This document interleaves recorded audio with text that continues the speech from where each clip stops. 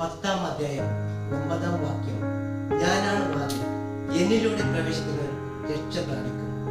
അവൻ അകത്തു വരികയും പുറത്തു പോവുകയും മേച്ചിൽ സ്ഥലങ്ങൾ കണ്ടെത്തുകയും ചെയ്യുന്നു. ഈശോ മിശിഹായ്ക്ക് സ്തുതിയായിരിക്കട്ടെ. ഞാൻ വിനോദ്, എൻ്റെ ഭാര്യ സിമി. ഞങ്ങൾ നീലേശ്വരം ലാസ അംഗങ്ങളാണ്. 2018 ഇവിടെ ലാസ ആരംഭിച്ചത്. സിസ്റ്റർ ജെസി ജോർജിന്റെ നേതൃത്വത്തിലായിരുന്നു.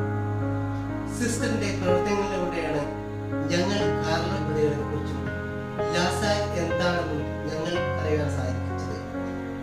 ആദ്യം ലാസയിൽ ഞങ്ങൾ 7 പേരായിരുന്നു ഉണ്ടായിരുന്നത്. ഇപ്പോൾ അത് 16 പേരായി.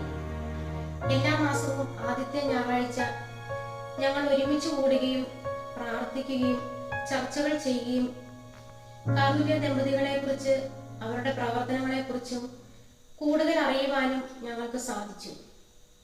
അതുപോലെ തന്നെ ഞങ്ങൾക്ക് അച്ഛന്മാര് വന്ന് ചെറിയ ക്ലാസ്സുകൾ എടുക്കുകയും അതുവഴി ഞങ്ങളെല്ലാവരും കുമ്പസാരിച്ചുകൊണ്ട് ഈശോയോട് കൂടുതൽ അടുക്കുവാനും ഞങ്ങൾക്ക് അവസരം ലഭിച്ചു. രോഗികളെയും പ്രായമായവരെയും സന്ദർശിക്കുകയും അവരുടെ സന്തോഷങ്ങളിലും ദുഃഖങ്ങളിലും പങ്കുചേരുവാനും അവരോടുകൂടെ കുറച്ച് സമയങ്ങൾ ചെലവഴിക്കുവാനും ഞങ്ങൾക്ക് സാധിച്ചു. അതൊരു വലിയ അനുഭവമായിരുന്നു ഞങ്ങൾക്ക്.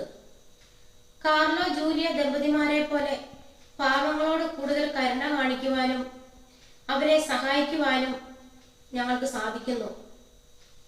ഇപ്പോൾ ഞങ്ങളെ നയിച്ചുകൊണ്ട് പോകുന്നത് ഞങ്ങളുടെ പ്രിയപ്പെട്ട സിസ്റ്റർ വത്സയാണ്. സിസ്റ്ററിന്റെ കൂടെയാണ് ഞങ്ങൾ കൂടുതലും ലാസയിലേക്ക് ആകർഷിക്കുവാനുള്ള പ്രചോദനം ഞങ്ങൾക്കുണ്ടായത്.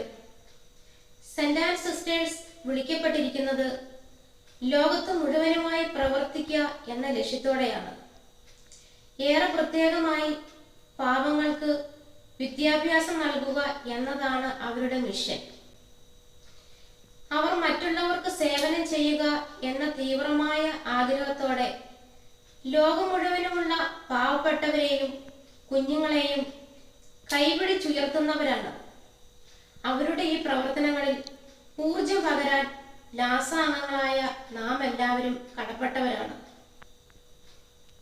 സെന്റ് ആൻസ് സഭയോടൊത്ത് ലാസയിൽ ചേർന്നുകൊണ്ട് പ്രവർത്തിക്കാൻ വേണ്ട അനുഗ്രഹം ഞങ്ങൾക്ക് തന്നതിന് ഞങ്ങൾ എന്നും നന്ദിയുള്ളവരാണ്. ഞങ്ങൾക്ക് ആ ഉറച്ച ബോധ്യമുണ്ട്. ഞങ്ങൾ ദൈവത്താൽ തിരഞ്ഞെടുക്കപ്പെട്ടവരാണ്. എല്ലാവർക്കും നന്ദി.